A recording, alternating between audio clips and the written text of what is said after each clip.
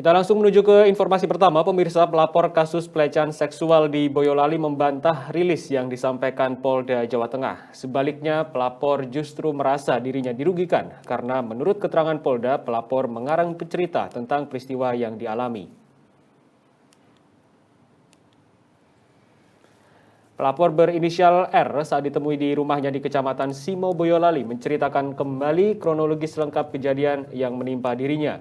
Ia membantah pernyataan Polda Jawa Tengah yang menyebut jika dirinya mengarang cerita dan ia mengaku sangat terpukul atas pernyataan tersebut.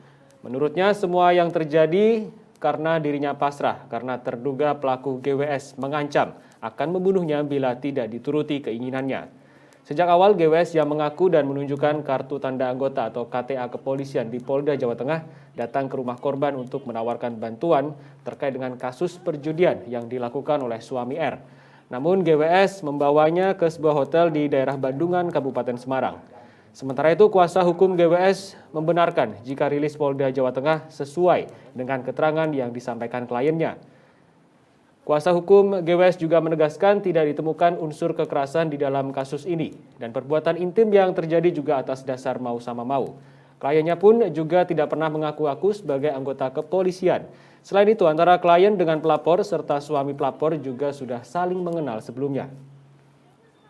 Akhirnya habis itu saya udah down, Mas. Setiap hari dalam kapasitas.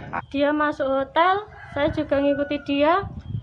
Intinya pas di warung itu dia bilang, "Kuat gelem." Aku nggak jawab, "Mas, saiki sapa to Mas, wong aku ndek bojo, wong aku sayang bojoku, wong aku tujuane karo dekne mau arep ngeluarke bojoku, aku ninggal anak loro nang omah, anakku padahal asik eksklusif Mas, orang ngombe apa-apa. Lah kok malah dikoyo ngono ke aku. Kok aku malah jare dikira aku memberi keterangan palsu, jare aku memberi laporan palsu."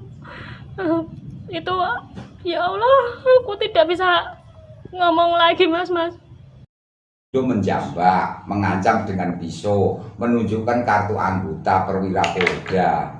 Itu kan sama sekali kan tidak benar, tidak pernah karena tidak melakukan seperti itu. Tetapi kok itu dilakukan mau sama mau. Apa yang disampaikan penyidik Polres Boyolali itu kan sama dengan pendapat Polda, yang mana Polda dalam statementnya secara tertulis maupun secara lisan itu kan menyampaikan apa yang disampaikan terlapor itu mengarang cerita, kan begitu, kan mengarang cerita. Saya masih punya itu rekamannya, mungkin sampai dengar boleh, itu hanya mengarang cerita, gitu loh.